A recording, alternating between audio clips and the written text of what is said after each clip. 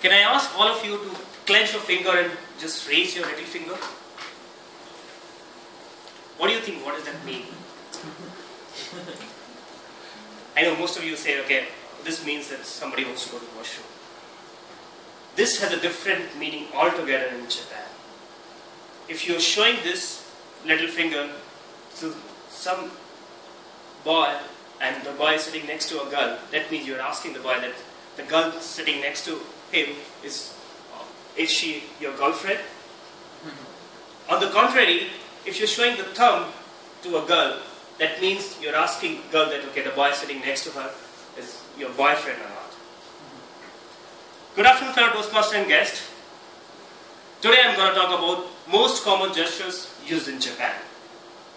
Since all of us work in a global company, we may encounter with Japanese people. So these gestures will be used when you're communicating with them.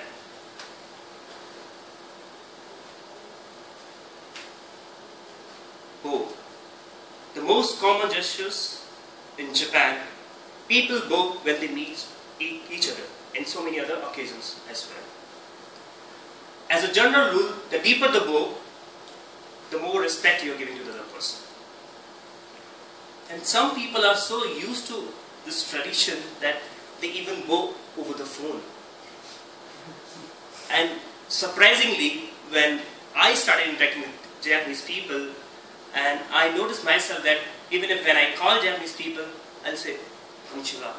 So I just automatically start.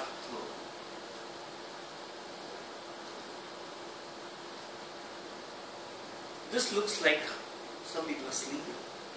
So if you're presenting to Japanese people, you notice them that they close their eyes and nod their head slightly up and down like this.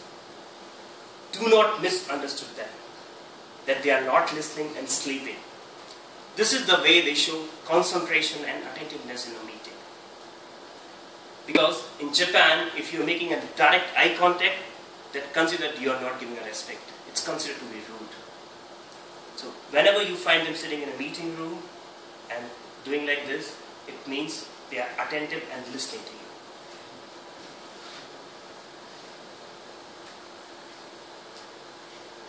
This is extending a business card. The most important gestures when you are meeting Japanese individuals for a business meeting.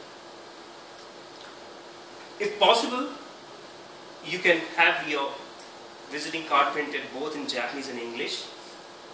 And when you are offering the business card to a Japanese individual, make sure you offer the card with both the hand, Japanese facing upside, and offer the card to the Japanese individual. On the other hand, when you receive the card from Japanese person, make sure you receive the card with both the hand, read it, whatever written on the card carefully, and keep the card in front of you on the table. Do not keep the card just in your card holder or in your pocket. If you do that, that means you're not giving respect to them. You're supposed to read the entire card content. So if you have planned to go to Japan next time, please use this. They'll be very surprised to see that you know these customs.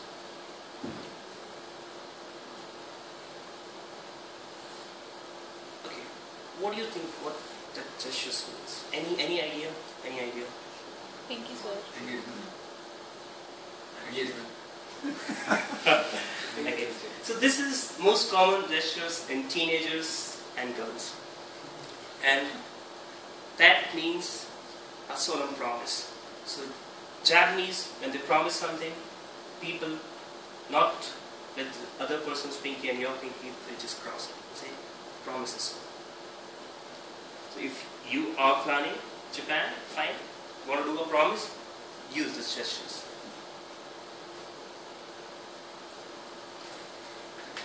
By looking at these gestures, it shows that, okay, no. Yeah, that's the same thing in Japan. So if you're discussing something with Japanese people and you find them like doing like this, dame, they use this word, the Japanese word, that means they are not agreeing whatever you say. They say, no, I'm not agreeing with you. They use like this, and sometimes they use like this.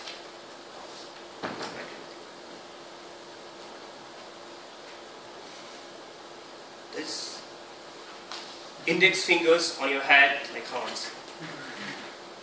This indicates an angry person and always used for someone else. If you're finding a newly married person doing these gestures, it means he's rattling his wife. His wife is angry. And surprisingly, these gestures used very frequently in school-goer students, where they used to refer that, okay, today teacher is angry, so don't mess with him.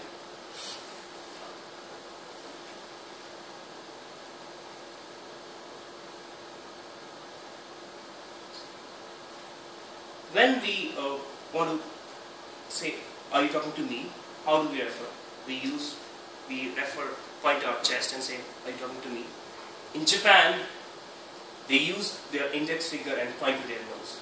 They say, you talk to me? Boku, boku to nashite. So they do like this.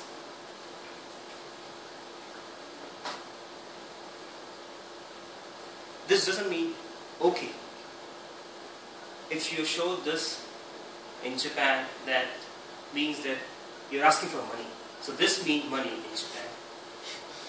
Okay, so we remember, if you want to say something, okay, don't use these gestures. Okay, if you do this, then they'll say, okay, why are you asking money to me? And this I've already explained to you guys.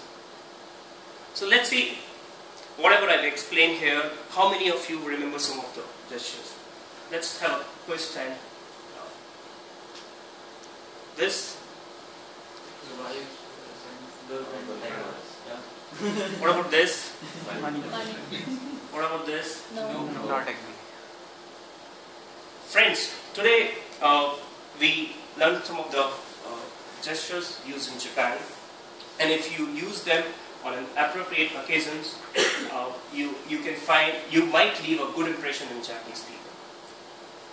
Sometimes communications between different culture is difficult.